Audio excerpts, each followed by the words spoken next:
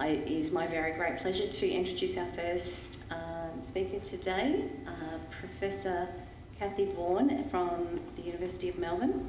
Cathy is a public health researcher with a focus on inequities.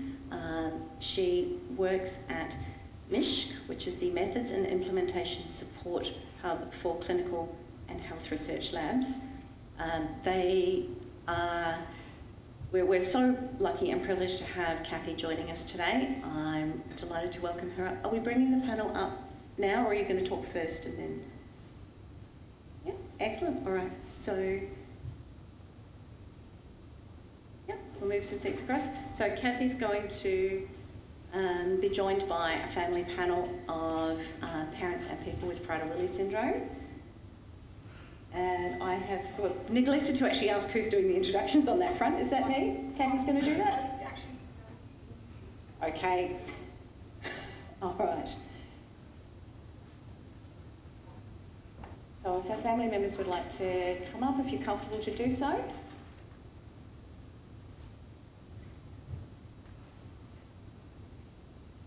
And I'm going to embarrass myself a little bit. So.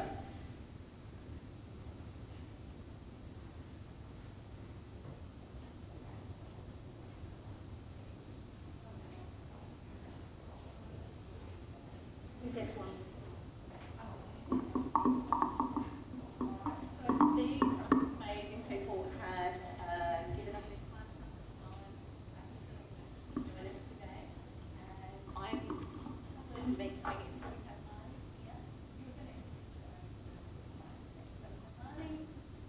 Amanda, Libby, Catherine, Elizabeth, and Vanessa. So welcome and thank you for joining us.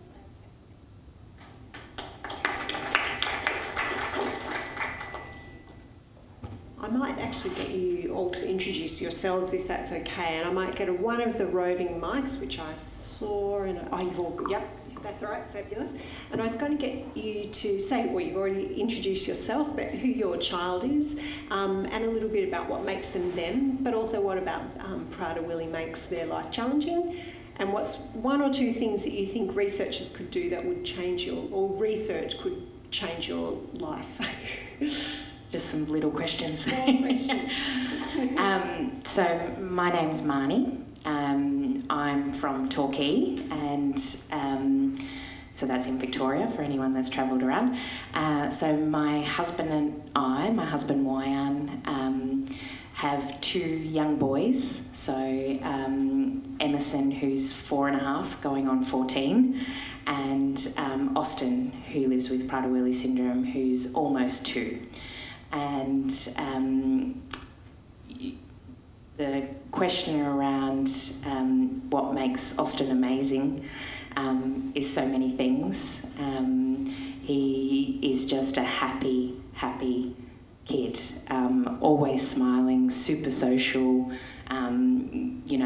We love travel, and we've managed to go on a couple of trips, and he's just always searching for people's, gaze to try and get them to look at him and really engage. I think everyone has mentioned it before, but those piercing eyes really get all of his therapists, all of his doctors, and anyone that comes in contact with Austin is just besotted by him and his beautiful crazy hair and personality.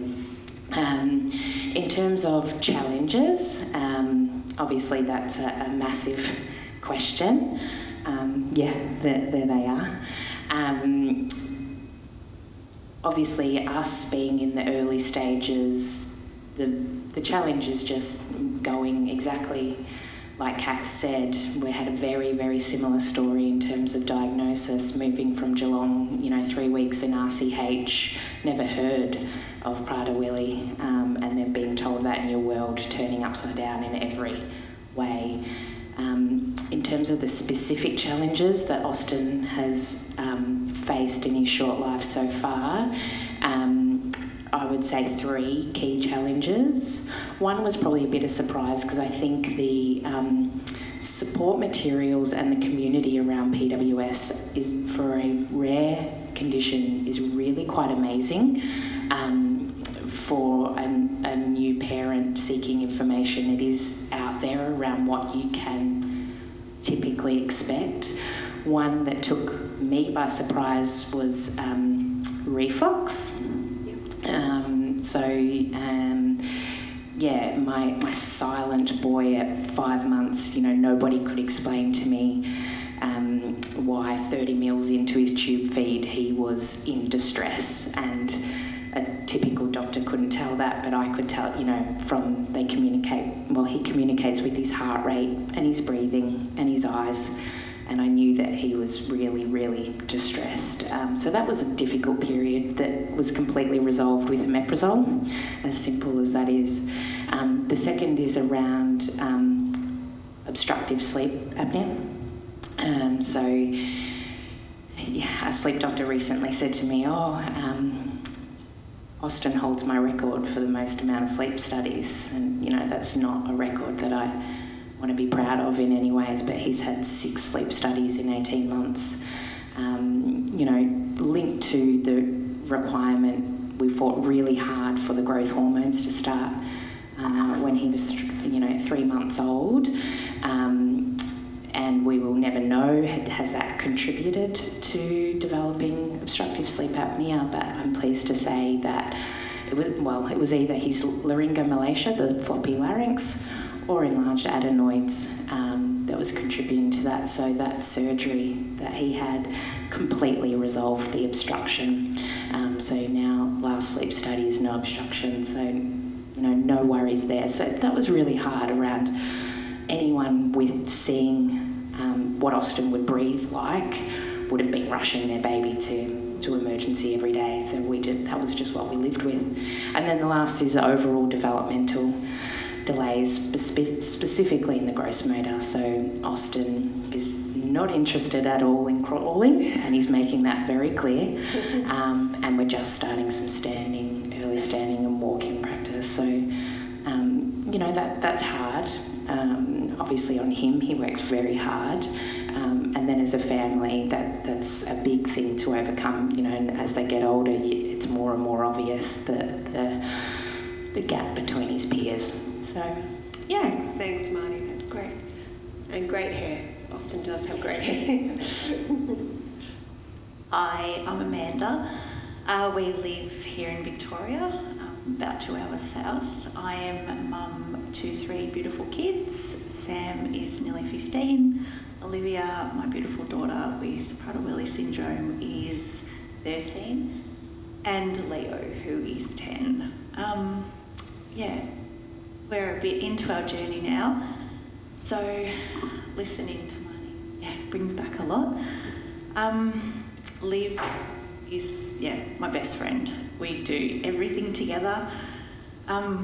Yes, I'm a parent, and to distinguish between being a parent but then a therapist and everything else that comes in between has been really tricky. I'm getting better at it. I'm letting go, but it's hard. Yeah, I don't think it'll ever get any easier. She's in grade 6, so very excited for year 7 next year, but with that comes a whole nother level of anxiety for me, and we just go day by day. She's a happy girl, she's ambitious, and that has gotten her so far in her hard life. Everything's hard, She walks, she talks. Dyspraxia has had a massive impact on her life, from very delayed speech to motor dyspraxia. So we continue to work on that every day. It makes every aspect of her life hard. And she constantly asks, why does my brain do that? So that's just one other part. Along with anxiety and, everything else that comes with PWS. But I don't know, she's got such a beautiful heart, and we just love it a bit. So I don't know, it's hard. So far down the journey, did we ever think a treatment was possible? Very early days we prayed, and then I suppose the further we've come along, we're like, in her lifetime are we going to be lucky? And I don't know, we hope. Like, we can only hope and pray that for our beautiful kids there is some relief to the hard life that they live, and which is becoming so much more evident for her now as she gets older. So we've seen the gap, but I just want life to be easier for her so that she can live a fulfilled life doing what she wants. Yeah, thank you. Samantha. Hi, my name's Libby. I live in Orange, in regional New South Wales, and I have Mabel, who is 6. She's the youngest of my 5 children. You can see from these pictures, Mabel is a little go-getter. She is really, really determined. In her eyes, she has completely nothing going on in her little body. She's just going to do every single thing that all her brothers and sisters can do. I think our biggest challenge at the moment for her is that we're starting to see some behaviours emerge in the terms of anxiety and the perseverance. And she, I think in herself, she really knows that that's happening as well, because sometimes I can even say to her, Mabel, just Mabes, we've spoken about it. She's like, yes, I know. And she often can really get quite frustrated with herself, that she knows that her brain is just taking over her thoughts, I guess. Another big challenge for us is speech. She's been very delayed with apraxia. She's worked incredibly hard. We've done a lot of intensive therapy around that, and it is definitely starting to improve. But just for an example, she saw her principal in the school holidays at the coffee shop, and she was saying to her sister about how it's not fair that she missed out on going out the front for the assembly because she was, her birthday fell into the school holidays. And so they bring out all the kids and they all get to, the whole school gets to say happy birthday, but she missed out on that. And her sister said, go and tell her that. Go and tell her that you want to go up the front. And she said, she doesn't understand me. Like, there's no point, basically, because she's not going to understand. That particular woman doesn't understand what I say. So I think at 6, she's very aware. And I think that's what's heartbreaking for me, is that she has a level of intelligence, she's got a level of self-awareness is incredible. She refuses to say that anything to do with her tummy. If you talk to her about her tummy, about anything, she's like, it is not my tummy, it is my brain.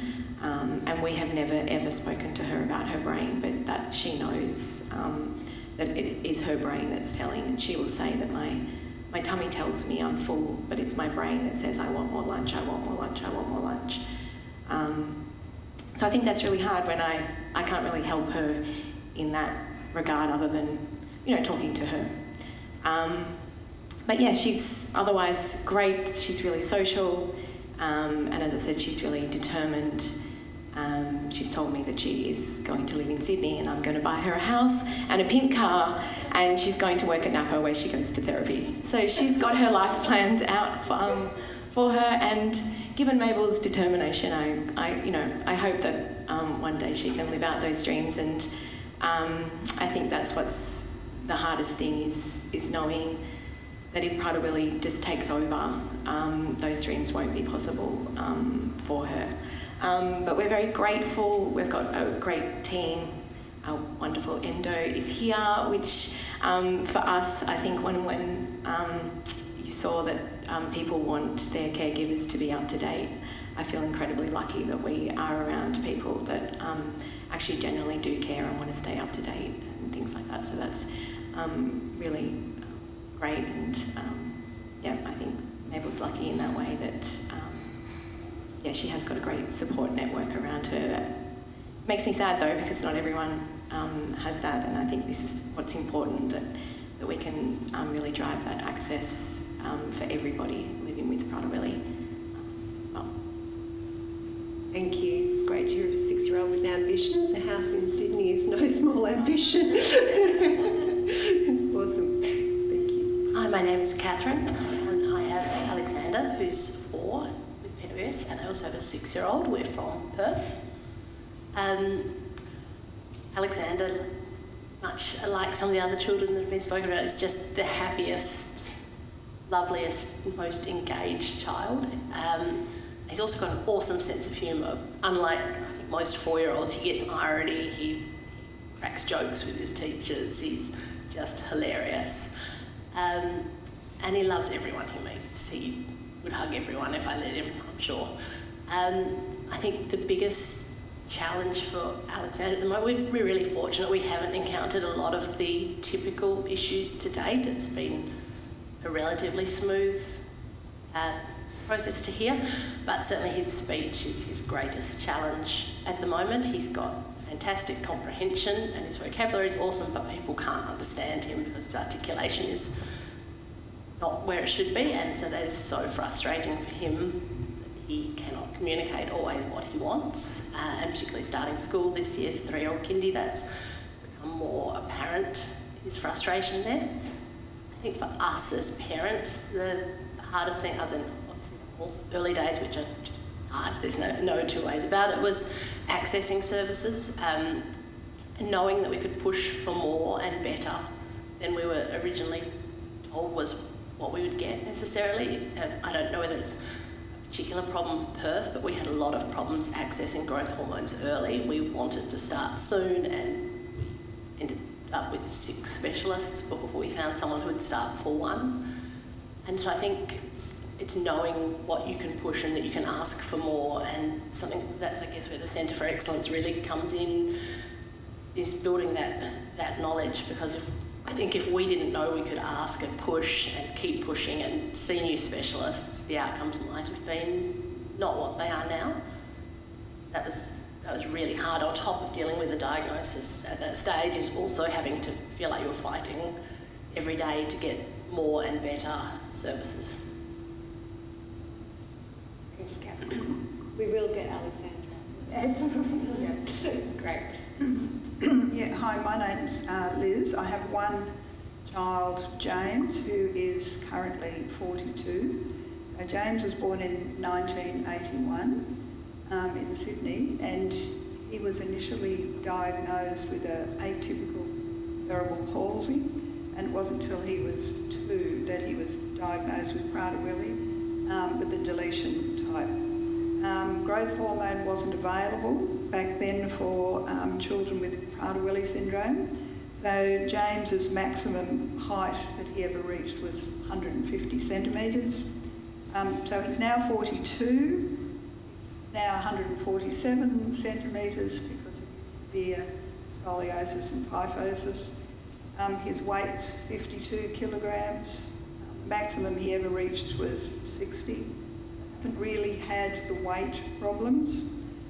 In terms of his education and employment, he went to a mainstream primary school with special ed aid. He then went to a special school from age 13. He then had some supported employment at the Sheraton Mirage up on the Gold Coast until mental illness posed a safety issue for him. And he's been in a disability day support service from 18 until now. So in terms of his living situation, his father died when he was 8, so he lived with me until he was 34. He's now in supported independent living with 3 others, all with severe physical, intellectual and mental health impairments. Right now in his life, and probably for the last 10 years, he's been unable to leave the house without a carer. He has no independence in the community at all. He's currently funded by the NDIA at about $560,000 a year, so huge expense. Socially, every family holiday, special occasion was being planned to accommodate James's needs.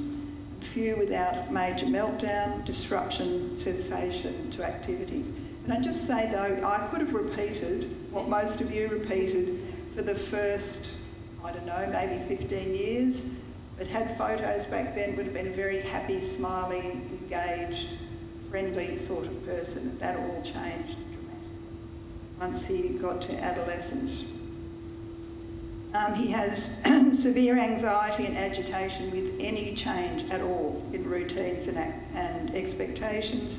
Therefore, there's no spontaneity whatsoever in his life or our lives.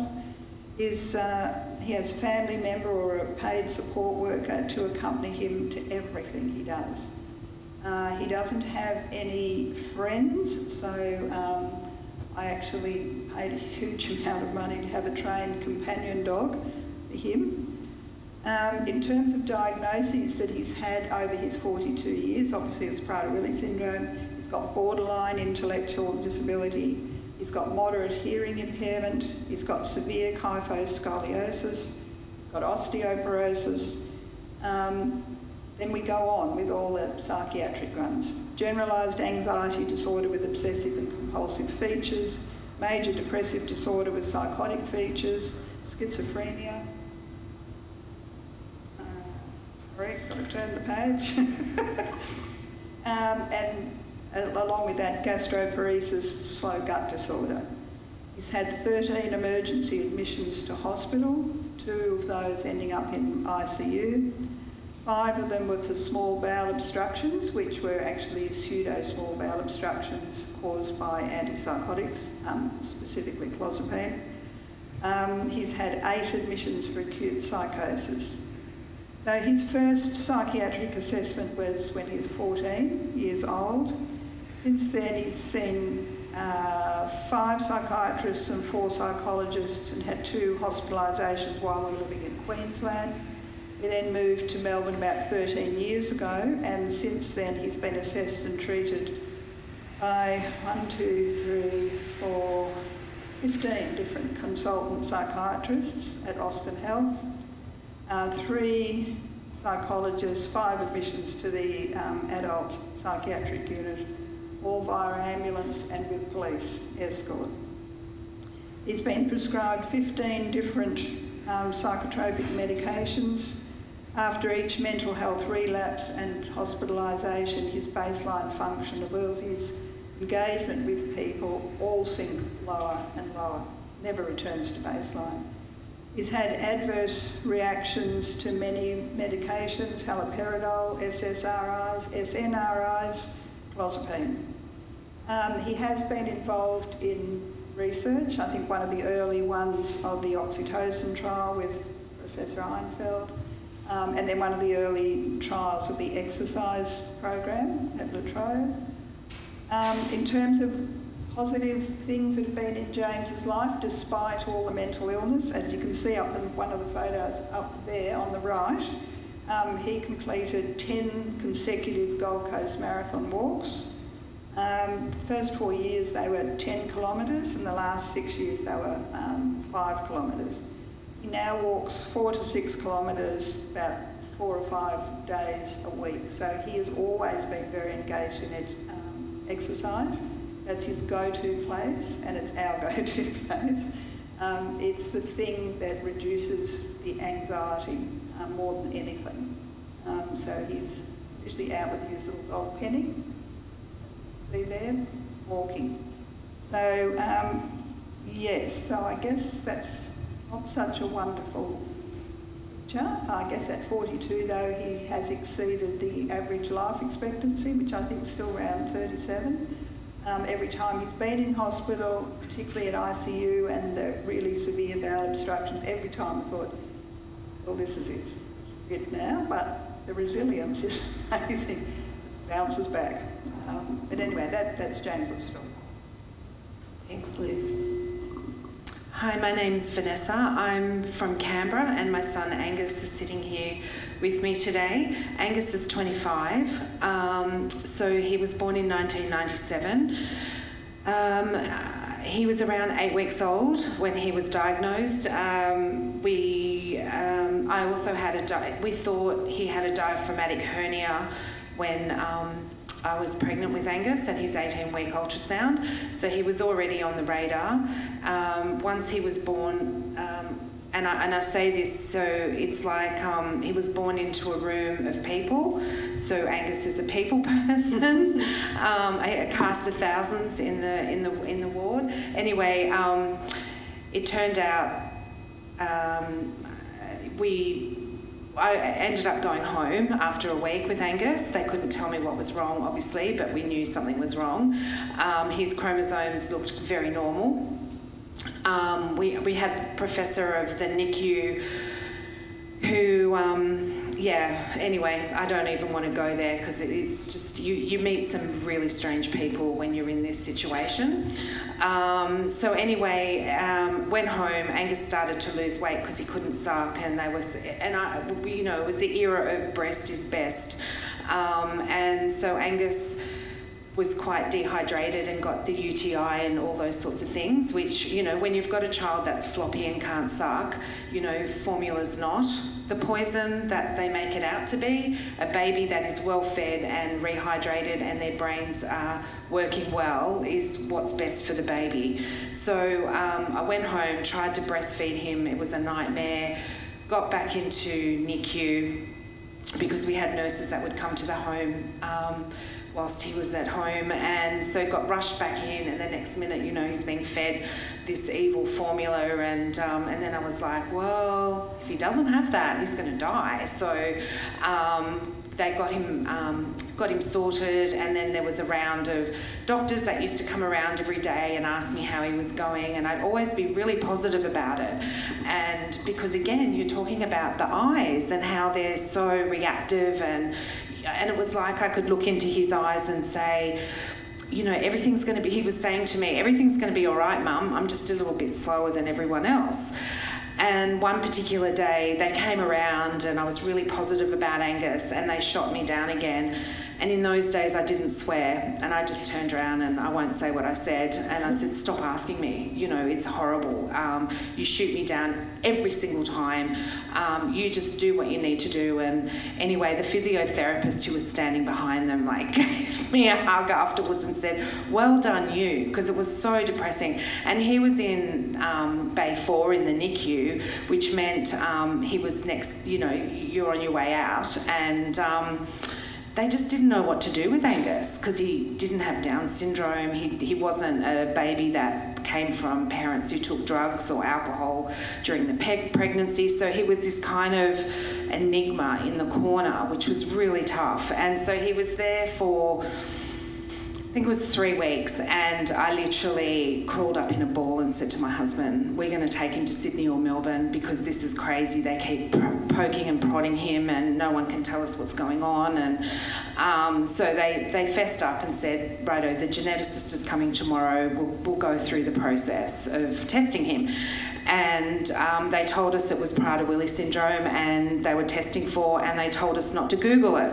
We're like, yeah, righto. So the families Googled it, and we're like, and so I was in this blissful state. And then I got a phone call from our paediatrician, and he told me over the phone, because he didn't want me to wait all weekend to find out what it was. And I know I probably would have got a packet of ciggies and a bottle of gin and, would have crawled into a ball. And anyway, so we then went on the journey of Prader-Willi syndrome, and, I met the beautiful Georgina Luffnan, and, I had many sessions with her just beside myself. And Angus then went to preschools, I did a lot of therapy. I was doing 50,000 Ks a year, and that's in Canberra, driving him from here, there and everywhere just so that he had the best start. And whilst, and we talked about this last night, it's a very isolating syndrome. You are on your own. Nobody gets it. Unless they're in it with you, they don't get it. And so then he went to a mainstream primary school that had its own little classroom, which I loved. So he could also mingle with the mainstream students, but he had support in his classroom. He then went into a supported high school called the Woden School, and then when he was in Year 9, teacher pulled us aside and said, look, Angus needs more stimulation, he needs to go somewhere else. So we ended up getting him into Marist, and he did Year 10 to Year 12 through Marist, which was great, but still, there's issues, especially around the food. And we were told Angus was probably one of the highest food seekers they'd ever come across. and that was really distressing. And Angie knows this, and he got to 200 kilograms. He would go out at night. He would, we bought a business for him in Fish Week, so that our workwear business, so he could work with us because we knew the eating was an issue, food seeking. He would manage to, we'd be serving customers and he'd take off out the back and head off down to the servo and grab jars of peanut butter and biscuits and lollies and all sorts of things, because as he was getting bigger, his tracksuit pants were getting bigger and the pockets were getting bigger, so you could stuff more things into your pockets. So Angus knew, he was very remorseful about these things, and he has talked about the brain, haven't you, Angus, about how your Prader-Willi brain talks to you. But I am so proud of Angus. We got him into supported living in Canberra in this amazing house with, and Livability provides the support, and he has day support, GGs and DIS, and both organisations have really deep dived into Prader-Willi syndrome, and I feel Angie is living his best life at the moment. He lives with another fellow who is peg fed, so no food in the house, no snacks, no wallets to get to, because it's always lurking, isn't it, Ang? Yeah. So he has lost 64 kilos. He does personal training twice a week. He does Zumba, plays basketball. He's very accomplished with Special Olympics. Angus has always been very interested in sport, and sport was his currency. So even when he was really tiny, he'd go up to people and say, in his own language, but who do you follow? And if you follow, we're NRL, but also AFL as well, but say you followed Collingwood, and he'd say, well, the Swans they beat you this many times, and it was amazing. So footy and sport was his currency, so he could communicate with people and had something to talk about. And Special Olympics has given him that opportunity to play the sports that he loves. So he plays basketball, 10-pin bowling, table tennis, golf. He's represented Australia in soccer and basketball. He goes to national games, and he's played Paralympic table tennis, which that's where those amazing Paralympic athletes are that you see in the Olympics, the Paralympics. So, from that horrible phone call we received back in 1997 or 98 from someone in Prader-Willi, New South Wales, who gave us the darkest information about Prader-Willi. Yeah, and it's a very hard, lonely road for parents and families, and there's nothing like a sibling to be an advocate as well, but that's our journey. But Angus is doing, he still has, it's always lurking, and behaviour's always lurking. Tiredness is his absolute enemy. It always has been, and Angus likes a very, very, very structured day. He likes to know, even going away on holidays, he needs to know when we're going to be having breakfast, lunch and dinner. He'll already Google it and see what is on the menu, and Anyway, that's it from me. Thank you so much, Vanessa. I hear all of that, Angus, and I think, what was I doing with my life when I was 25? Representing Australia in multiple sports, you've really impressive achievements. Really amazing. Yeah. And the other thing is, again, meeting Kath, and there's real hope, and, I feel excited for the younger families that, life hopefully will be that little bit better and nicer and easier for your loved ones, because they are the most beautiful humans on this earth, and they deserve to live really well as well. So, but thanks to the Research Foundation and the scientists, it's just given me so much hope. It's great. Yeah, thanks, Vanessa. And I think that listening to the different stories of you with your kids at different ages, there's obviously already been amazing change. So, Liz, you were saying that, when James was a child, there wasn't growth hormones available, there weren't various other treatments available. So we're slowly seeing change, but obviously there's a ways to go. And it was really important listening to you all of you then, just to kind of ground what everyone's doing in families' lived experience, which is what I want to talk about today. My name's Cathy. I'm a researcher at the University in the School of Population and Global Health, but I'm here with my MISH hat on. So MISH is the Methods and Implementation Support for Clinical and Health Research Hub at the University. It's a very tedious, long acronym. MISH is a group that really provide method support across a whole range, so biostatistics, clinical trials, different health economics, different domains, and I lead the co-design and implementation effectiveness node of MISH.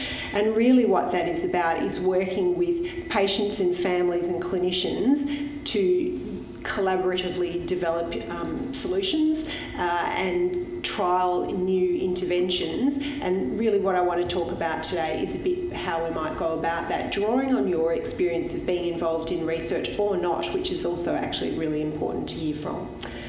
So first of all, what is co-design? So I thought I'd start with co-design, even though that's only, I guess, part of the spectrum of patient and family involvement in research, because co-design is increasingly, I see a lot of people using co-design in their ethics applications or their grant applications, and I think, is this actually co-design? So it's a word that's being thrown around a lot that I just want to unpack what it is. And it's not to say that co-design is always what you want to do, but just, I guess, a bit of clarity around what we're talking about. Because we hear different words like patient and public involvement, that's the language you tend to hear from the UK. If you're from the US, you might hear more about community-based participatory research. That's a well-established I'll bring them all back in a minute. I'm sorry. Community academic partnership is another terminology that would be used. Patients' lived experience. People talk a lot about working with lived experience researchers, consumer participation. All of these words get thrown around really in the same family of approaches that includes co-design, co-creation, co-production. And really what I want to talk about is community engagement and co-design as the key things to focus on today. So co-design is a participatory process that brings people together to try and address health and social care issues, to design solutions and improve outcomes. And it can be used for designing research itself. So it might be that you're not quite sure what the issue is, how you might go about exploring an issue as a researcher. So listening to those amazing women talking today, and also Angus, because you've done so much patient advocacy on the telly, and I've watched you on the telly. Very impressive. I was struck by some of the similarities in what you were talking about. Some of it was about the experience of your kids. Some of it was about your own experience and the kind of anxiety and isolation that families and parents experience. And so that might be a research problem that actually needs an intervention developed to support families who have kids with Prader-Willi.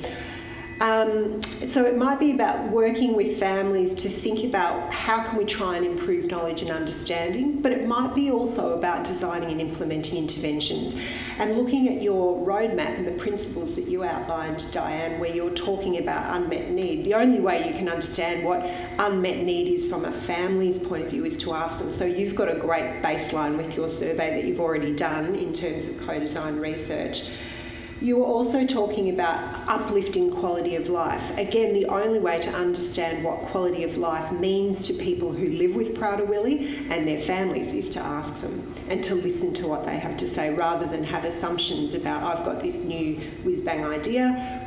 Rather, it's about listening to the families about what will improve their quality of life, and then thinking about with them what services or systems might need to be improved or could we develop to address those quality of life outcomes. And then the bit that often gets forgotten in co-design or community engaged research is actually the monitoring and evaluation when you put an implementation into practice. So people often come up with a thing, they do the thing, but they actually forget to ask the families or the patients or in this case, people living with Prader-Willi, what they think themselves about this intervention. Did it work for them rather than did it work for the clinician? Of course, the clinicians are important in this because you need to have a team to work together, but it's really the lived experience of the patients or people with Prader-Willi that you're trying to uplift in your roadmap. So the principles of co-design are pretty straightforward. There's a lot of different guidebooks and resources out there you can read on co-design, but they have shared principles around sharing power. So there is a kind of a bit of a saying in the co-design world, there's no co-design without co-deciding. So it is about being prepared to share power over decision-making in outcomes around health interventions. You know, what are the priorities and what might be the best way of going about that. It's about prioritising relationships. I was so glad to hear some of the parents of younger children talk about you've got really supportive teams around you, and great that it's in Torquay because that's a regional area and that doesn't always happen. That, you know, I think Catherine from Perth, you were perhaps talking about difficulty accessing services and you know, Perth being more isolated perhaps, and as capital cities go, a slightly smaller capital city, maybe that might be part of the challenge in making sure that you've got supports around you. But that relationship between families and their care team is hugely important, but also relationship between families and scientists, between families and researchers, in terms of understanding what are the problems that you want solved, and you listed a whole range of things that were different according to the age of your kids. So the different, you know, the difficulties that James is facing, and he's had a pretty, you know, a really hard road. Liz is quite different to the challenges that a younger child where there's different treatments available might be facing. Also prioritising, I think, relationships with each other. You've got a lot to offer each other as peer supports of parents going through this, and you know that far better than anyone else.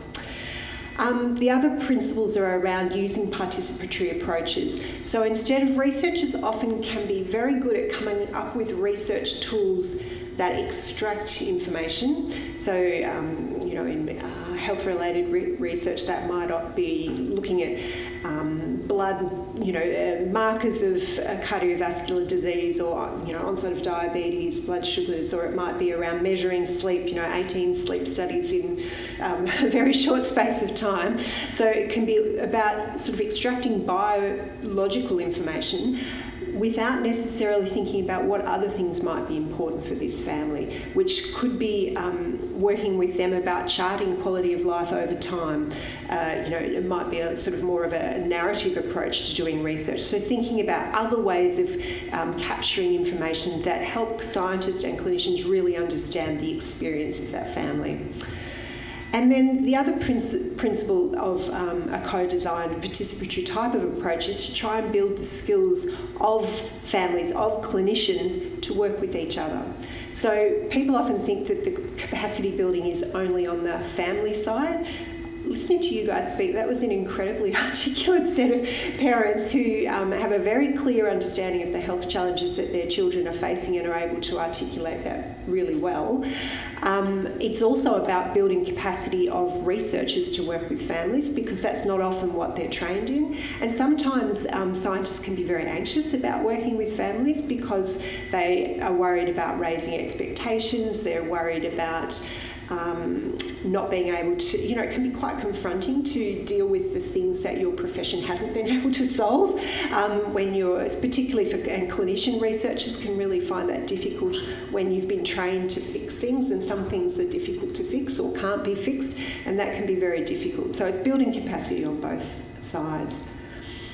I guess what I would say that what co-design or genuine engagement is not a consultation. It's not a one-off thing where you might do an interview and go away and take that information and go and develop your intervention. It's an iterative process, and by that I mean something that evolves and changes over time as new information comes in, that genuinely brings people together to try and share ideas and generate solutions.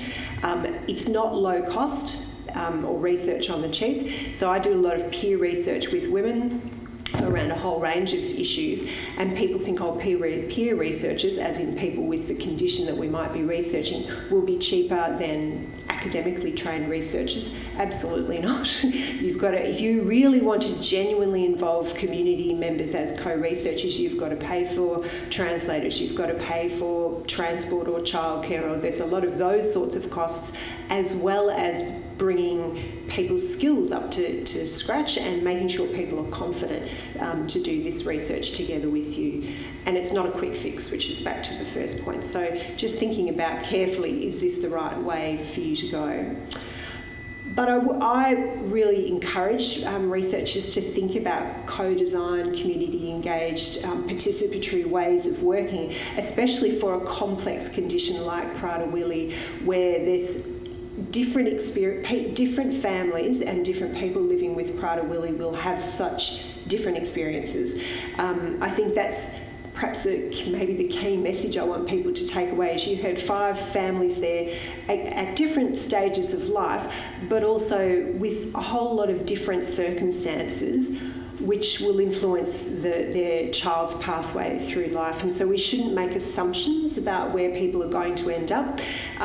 People constantly surprise you, and we've got to leave space for those surprises, and to recognise that everyone will be on quite a different journey, and the only way to understand that is to listen to families. There is very good evidence around why we should be doing this kind of work, though. Partly it's a kind of, for me, an ethical or a moral way of working, in that it's a social justice and rights perspective for people to have a say in decisions and research that has such a big impact on their life. But that complex problems also require innovative solutions. That means sometimes ideas that come from places that you often, as I'm a researcher, I know you're often looking where. What is that story about? You look for your keys under the light, even though because that's what or everything if you have a hammer, everything you see is a nail. Sometimes I think the most innovative solutions do come from community members I work with. There's good research evidence that doing participatory, co-designed or community-based type research strengthens the rigour, it strengthens the relevance and the reach of that research. And that is something everyone here as a scientist will be interested in, particularly where increasingly funders want to see impact. So if you're really wanting to have an impact, you're wanting to increase the relevance, the reach and the rigour of what you're doing. And as I say, increasingly a funder requirement. And if anyone's wanting to see some of these studies that show the evidence of the impact of co-design or participatory ways of working, I'm very happy to be contacted afterwards. I didn't want to put up a boring long list of references on this kind of slide. But there's very good evidence that this is an effective way of working to solve complicated problems and generate realistic and pragmatic solutions. So sometimes evidence that can come from, say, trials can work very well in a controlled trial environment, but it doesn't work outside that controlled trial environment. So if we're wanting to understand how things are going to work in the real world, that is about working closely with families and listening to what they have to say. So I'm going to, for the last, how much I've got, 10 minutes or so, I want to just put some questions to families. So do you mind if I drag you back up the thing? Yeah, sorry.